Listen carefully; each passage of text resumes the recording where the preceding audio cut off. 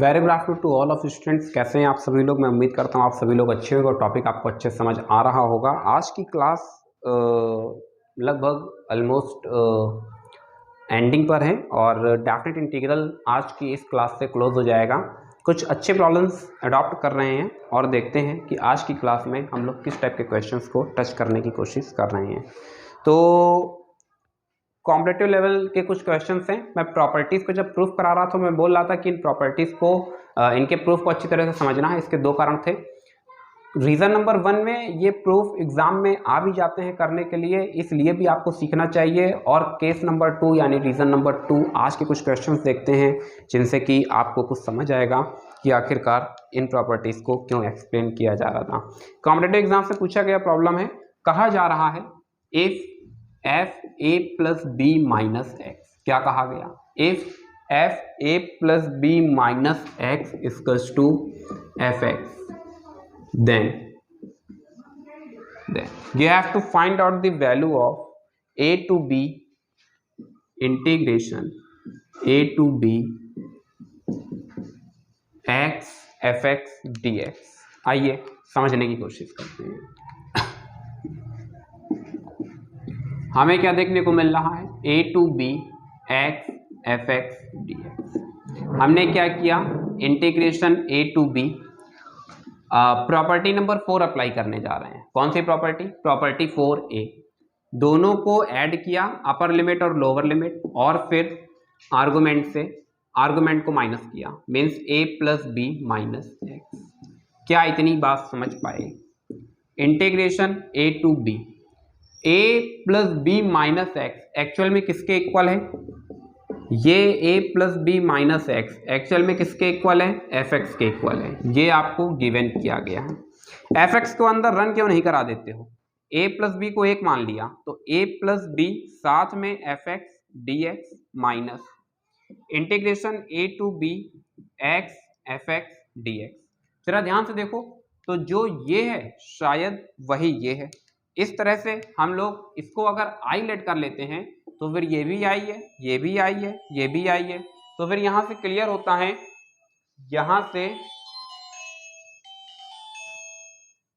यहां से क्लियर होता है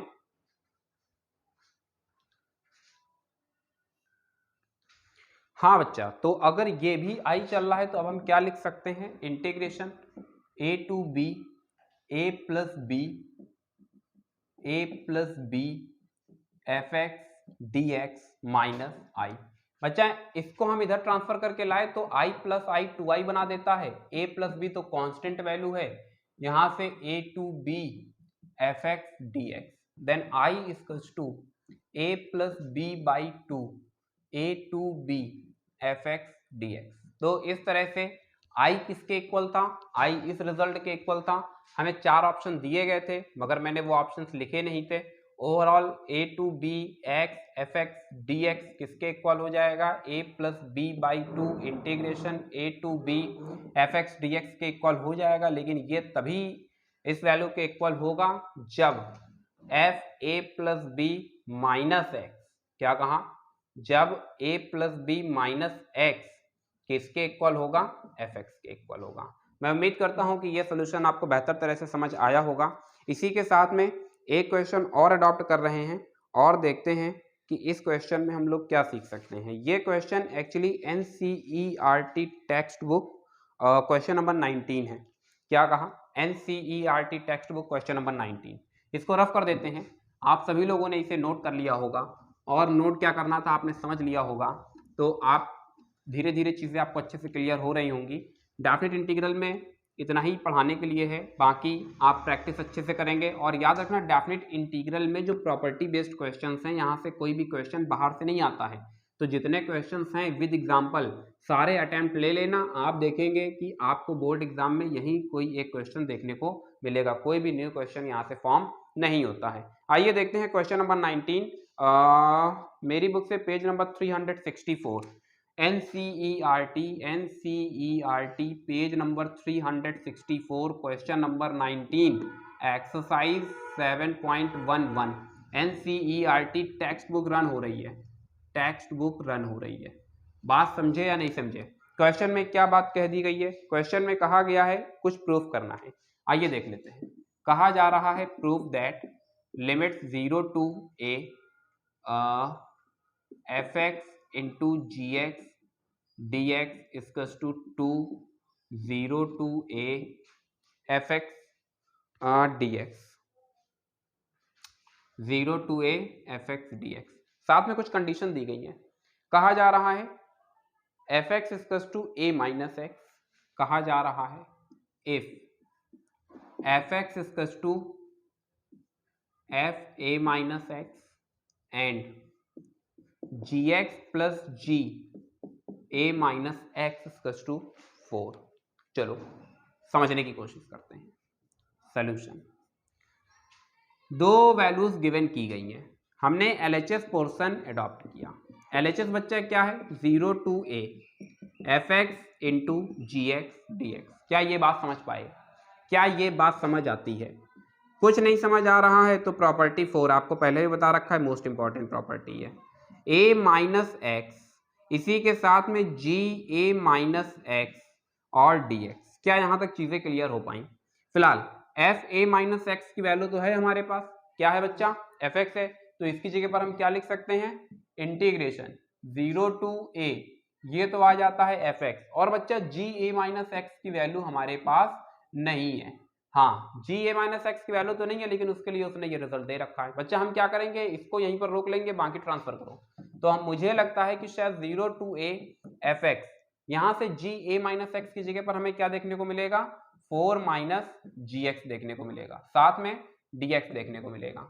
यहां से हमने क्या किया? एफ एक्स को अंदर रन करा दिया, तो आपको देखने को मिलेगा 4 into F x d x minus, फिर देखो यहां से 0 टू a, यहां से F x into g x d x. क्या यहां तक चीजें क्लियर हो पाई? ये जो आउटपुट है ये देखो वही है जो हमें क्वेश्चन में दिया गया था, इसलिए अब हमारी मजबूरी हो गई है कि हमें इसे क्या लेट करना पड़ेगा? i। कह दिया कि ये वैल्यू किसके इक्वल है? i के इक्वल है, तो बच्चा ये भी फिर i है, फिर ये भी i है, ये भी i है और ये भी i है। यहाँ से बच्चा हमें क्या देखने को मिलेगा? यहाँ से देखने को मिलेगा i इक्वल्स टू 4 कांस्टेंट है, बाहर आ गया 0 टू a, साथ में एफ एक्स डी एक्स, और यहाँ से बच्चा आपको देखने को मिलेगा माइनस i। अरे i को ट्रांसफर क्यों नहीं कर देते हो? 2i equals to 4 0 to a f x और साथ में dx। बच्चा इससे ये कैंसिल होता है, then i equals to 2 0 to a f x dx। Overall ये रहा आपका आउटपुट। तो मैं उम्मीद करता हूं कि ये पूरा सोल्यूशन आपको समझ आया होगा। फिलहाल एक क्वेश्चन मैं आपको और देना चाह रहा हूं। क्या होगा, होमवर्क सुनेंगे, क्या होगा अगर हम इसी सिस्टम में इस 4 की जगह पर यही वाला a ले लें? यानी अभी हमें कंडीशन क्या देखने को मिलेगी? अगर सबको सेम रखें और अगर यहां पर हम कंडीशन अप्लाई करें gx plus g a minus x, क्या कहा? gx plus g a minus x equals to a, तो आप मुझे आंसर बताएंगे कि आंसर क्या होगा। फिलहाल मुझे अब नहीं लगता है कि यहाँ से कोई भी क्वेश्चन रुकने वाला है। मिसलेनियस भी मैंने देख लिया है, मिसलेनियस में भी कहीं कुछ खास प्रॉब्लम्स है नहीं। पेज नंबर 367 पर एग्जाम्पल नंबर 42 2-3 मेथड से बताए हैं। मैं उम्मीद करूंगा कि आप लोगों को अच्छे समझ आ गया होगा। एग्जाम्पल नंबर 44, क्वेश्चन नंबर 45, इस टाइप का एक question I think Anushka Shukla पूछ रही थी, तो मैं आपको बता रहा था कि यहाँ पर ये एक आर्टिकल है, ये क्वेश्चन वही है।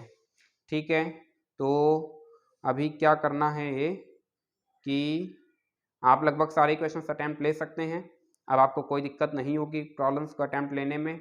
फिर भी इन केस अगर कोई दिक्कत होती है then inform to me immediately.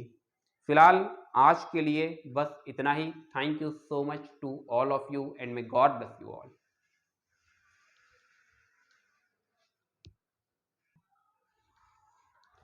चलो बच्चा एक दो क्वेश्चन फिर और देख लेते हैं, कुछ on demand bar bar students बोल रहे हैं, तो एक दो क्वेश्चंस और देखते हैं। फिर उसके बाद में, क्योंकि आज की लास्ट क्लास है तो कुछ जरा कॉम्पिटिटिव लेवल के क्वेश्चंस बार बार कहे जा रहे हैं डिस्कस करने के लिए। दो क्वेश्चन और डिस्कस करते हैं और फिर देखते हैं कि हमारा कॉन्फिडेंस लेवल कितना अप है। हालांकि लगभग वीडियो तो मेरे हिसाब से कंप्लीट हो चुकी थी, पढ़ाने के लिए भी यहाँ पर कुछ बचा नहीं है, फिर भी देख लेते हैं और आपका भी इससे टेस्ट हो जाएगा कि आप कितना सीख पा रहे हैं और समझ पा रहे हैं। एक अच्छा क्वेश्चन है।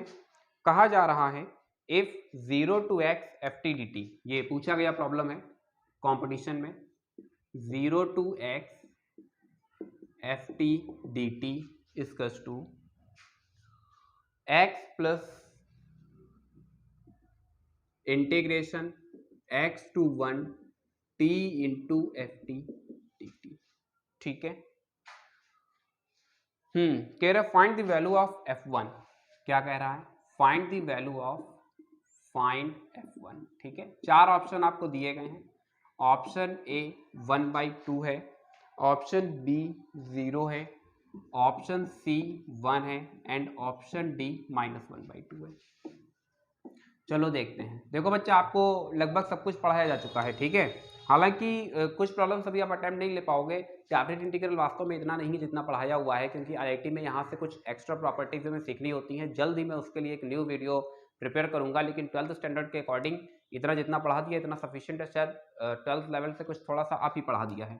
चलिए देख लेते हैं कि इस क्वेश्चन में हम लोग क्या कर सकते हैं और कैसे हम लोग जनरेट कर पाएंगे f1 की वैल्यू। हाँ, फिलहाल आप लोग सबसे पहले मुझे बताएं कि क्या आपके दिमाग में कोई आइडिया आ रहा है how to start the solution. सबसे बड़ी बात यही होती है कि आपको क्या ये आप समझ पा रहे हैं कि सोल्यूशन की स्टार्टिंग कहाँ से होगी। देखो बच्चा, लिमिट वेरिएबल फॉर्म पर है तो एक चीज़ तो यहाँ से क्लियर होती है कि यहाँ पर लेबनेट्स रूल अप्लाई होगा। ठीक है, अब लेबनेट्स रूल अप्लाई करने के लिए सवाल यह है कि इसको किसके रिस्पेक्ट में डिफरेंशिएट करेंगे। तो फिर आपको याद होगा, मैंने आपको सिखाया है, समझाया भी है कि जिस वेरिएबल फॉर्म पर लिमिट दी होती है उसी वेरिएबल के रिस्पेक्ट में हम लोग क्या करते हैं, इसे डिफरेंशिएट करते हैं। फिर डिफरेंशिएशन के लिए मुझे नहीं लगता है कि कहीं कोई आपको दिक्कत होगी। डिफरेंशिएशन आप सभी लोग अच्छे से सीख करके आए हैं। और साथ ही साथ यहाँ से यहाँ पर 1 है t ft/dt। साथ ही साथ आप लेबनेट्स को भी अच्छी तरीके से जानते हैं। यहाँ पर जैसे ही हमने अप्लाई किया तो आप जानते हैं आपको fx देखने को मिलेगा। ठीक है, upper limit minus lower limit.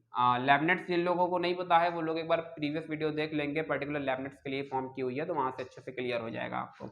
एक बार आ जाएगा अपर लिमिट, फिर डिफरेंशिएशन ऑफ अपर। अब लोअर पर आप जानते हैं 0 का डिफरेंशिएशन 0 होता है, इसलिए बेकार हो गया। इसका 2 यहाँ से इसको डिफरेंशिएट करते हैं तो 1 मिल जाता है। यही डिवाइड जब अंतर रन करेगा तो बच्चा एक बार याद रखना, अपर लिमिट पर 0 दे देता है माइनस लोअर लिमिट पर इस x का डिफरेंशिएशन 1 होता है और ये बना देता है x fx। मैं उम्मीद करता हूं कि ये पूरा इतना पोर्शन आपको अच्छे से समझ आया होगा। फिलहाल fx equals to 1 minus x fx।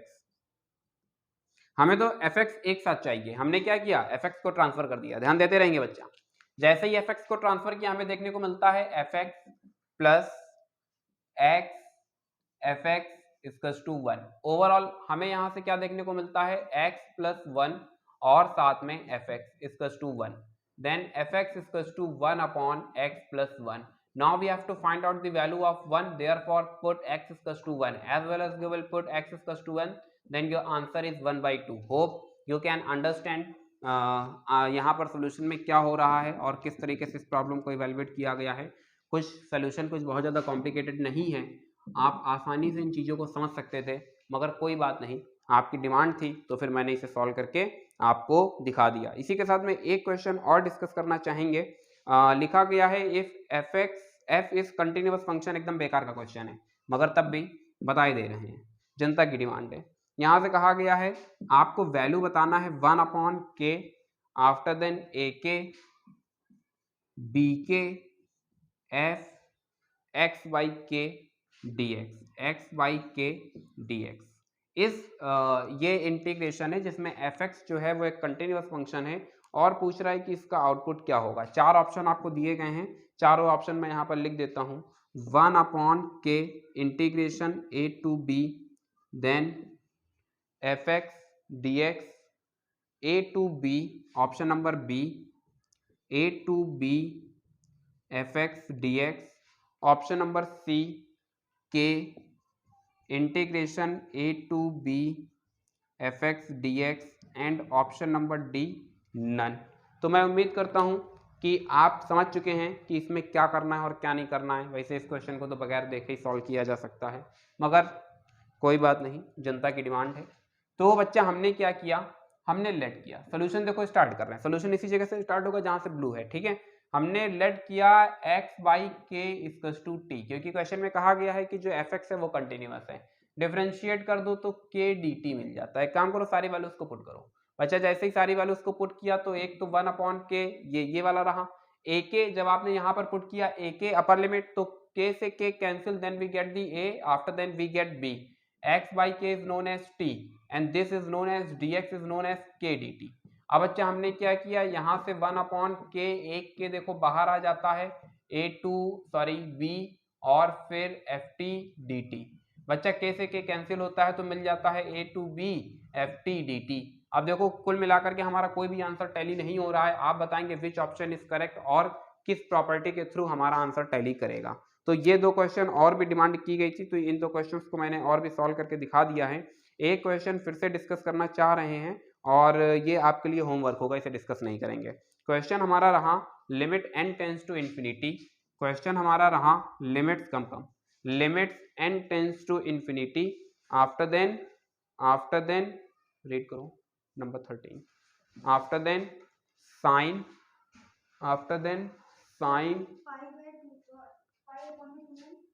Sign pi upon 2n